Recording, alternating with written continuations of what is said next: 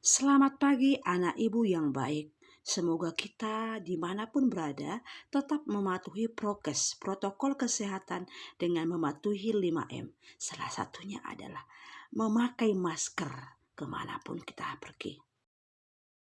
Anak-anak ibu, materi kita hari ini yaitu sakramen Ekaristi. Adapun tujuan pembelajaran kita pada hari ini, yang pertama, menceritakan kembali kisah perjamuan malam terakhir sebagai perjamuan makan bersama yang dilakukan Yesus bersama para muridnya. Kita bisa lihat nanti di Lukas 22 ayat 14 sampai 23. Lalu yang kedua, mampu menjelaskan isi pesan Yesus kepada para muridnya dalam perjamuan malam terakhir. Yang ketiga, menjelaskan makna perayaan Ekaristi sebagai sumber dan puncak hidup gereja. Lalu yang terakhir, menyebutkan sikap yang perlu dikembangkan dalam mengikuti perayaan Ekaristi.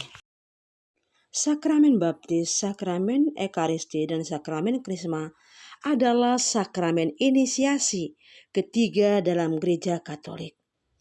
Sakramen Ekaristi dipahami sebagai sumber dan puncak hidup seluruh Kristiani.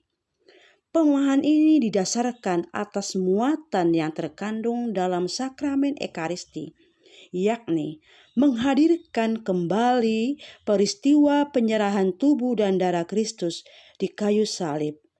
Dengan merayakan sakramen Ekaristi, kita bergabung menjadi satu dalam tubuh Kristus, yaitu gereja. Anak ibu yang baik, sekarang mari kita baca dan dengarkan teks kitab suci dari Lukas bab 22 ayat 14 sampai 23, yaitu penetapan perjamuan malam.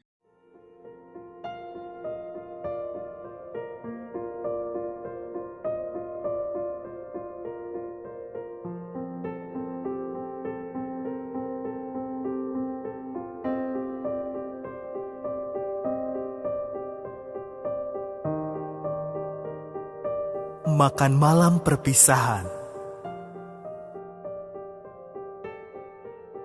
Yesus menyembuhkan yang sakit dan memberi makan yang lapar.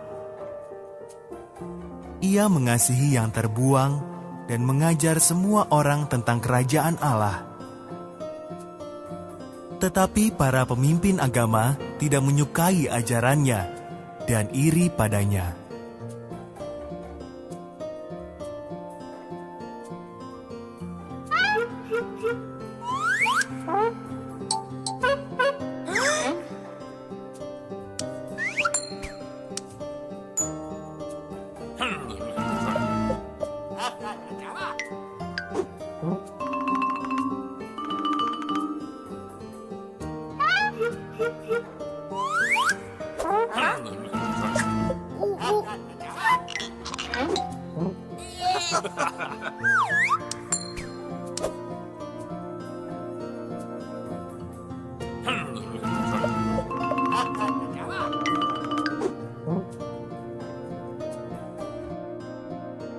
Mereka begitu membenci Yesus sehingga memutuskan untuk membunuhnya.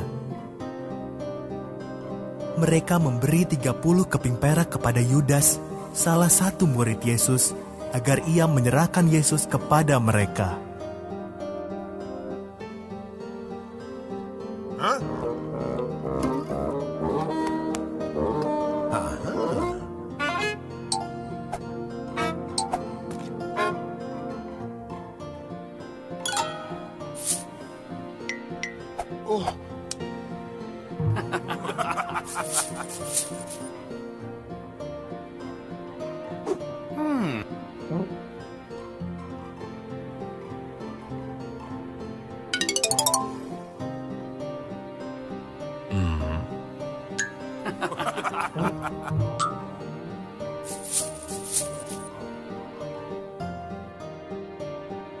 Lalu Yesus dan murid-muridnya merayakan Paskah.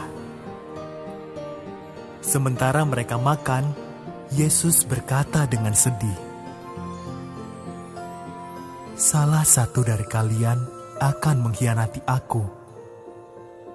Dengan terkejut, semua menjawab, "Bukan aku, Tuhan."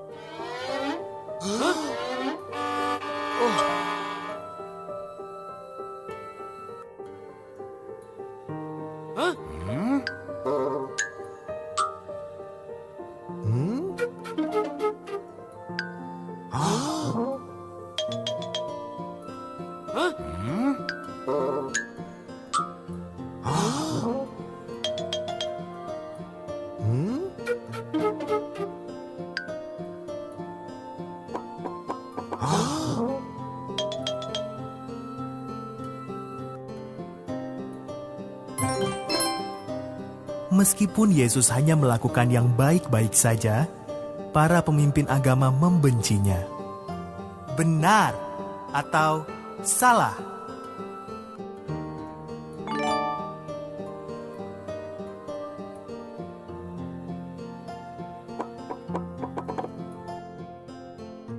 Benar, kata Yesus. Salah satu dari kalian di sini akan mengkhianati aku. Yudas berkata, "Bukan aku ya Tuhan." "Engkau tahu, kau orangnya," jawab Yesus. "Pergilah, lakukan segera." Yudas pun pergi.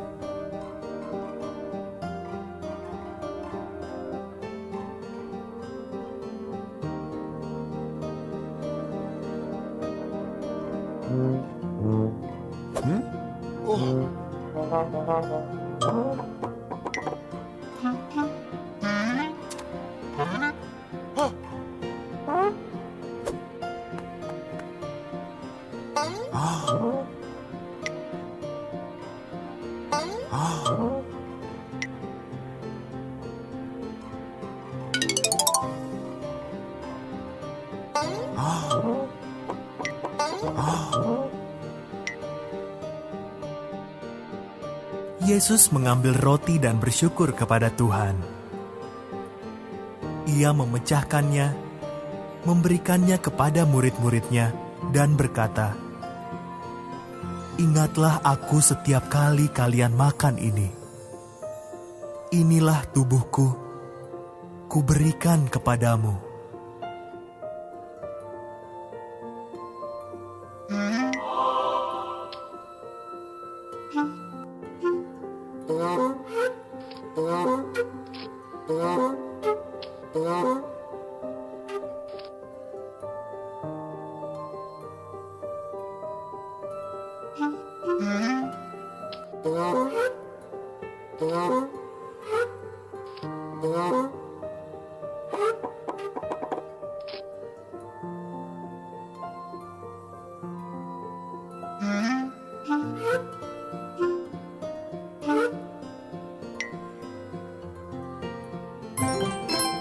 Apakah Yesus tahu bahwa Yudas akan mengkhianatinya?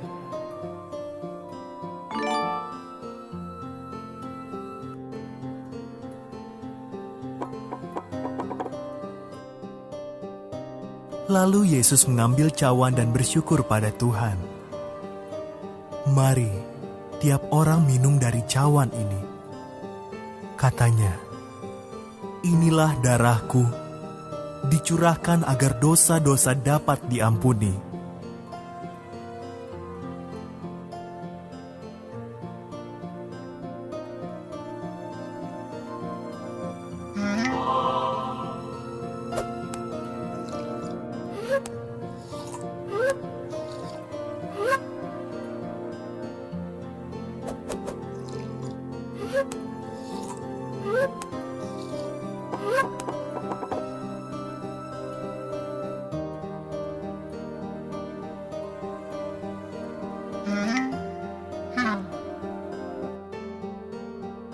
Setelah selesai makan, Yesus dan murid-muridnya bernyanyi bersama.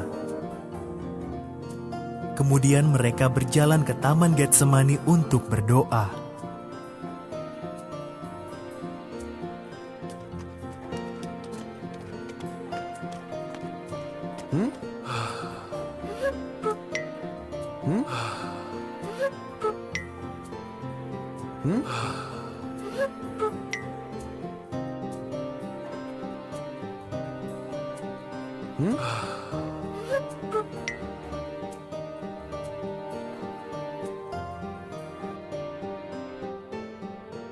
Yesus meminta para murid agar mengingat Dia ketika mereka makan apa?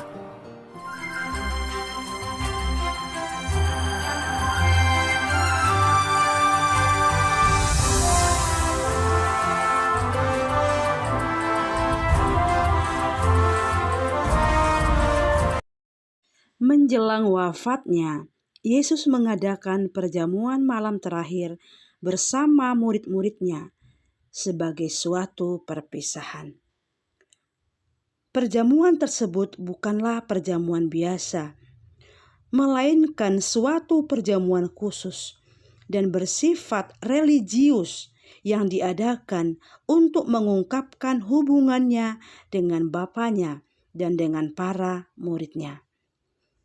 Dalam hubungan dengan para muridnya, perjamuan ini merupakan pernyataan Yesus bahwa Ia tetap hadir dan menyertai mereka apalagi mereka mengulangi peristiwa itu.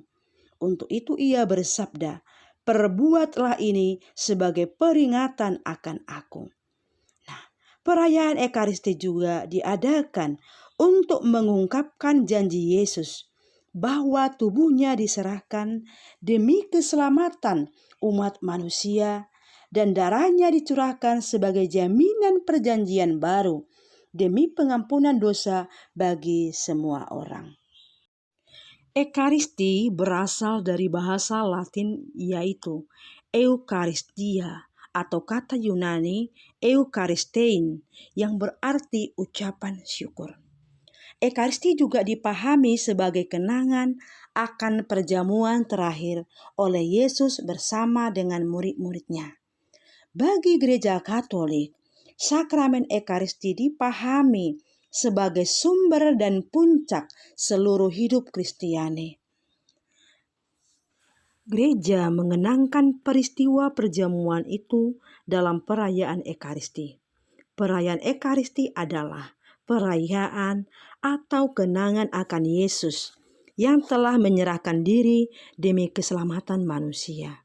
Perayaan itu diadakan sebagai tanda cinta kasih Yesus kepada kita manusia. Dalam Gereja Katolik diyakini bahwa dalam merayakan Ekaristi, Yesus Kristus benar-benar hadir. Kehadiran Yesus dirasakan dalam seluruh perayaan Ekaristi, mulai sejak awal sampai akhir.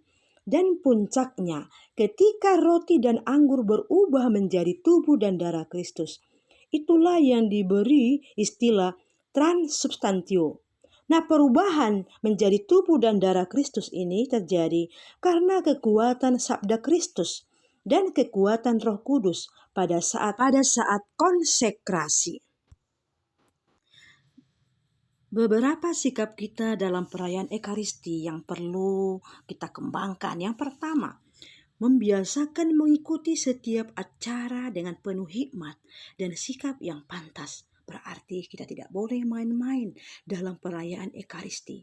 Lalu yang kedua, bersikap hormat khususnya waktu konsekrasi. Kita benar-benar di situ terlibat aktif dengan memberikan seluruh perhatian kita pada waktu konsekrasi dan menerima tubuh Kristus. Lalu yang ketiga, berperan aktif dalam perayaan Ekaristi. Artinya kita ikut bernyanyi, berdoa,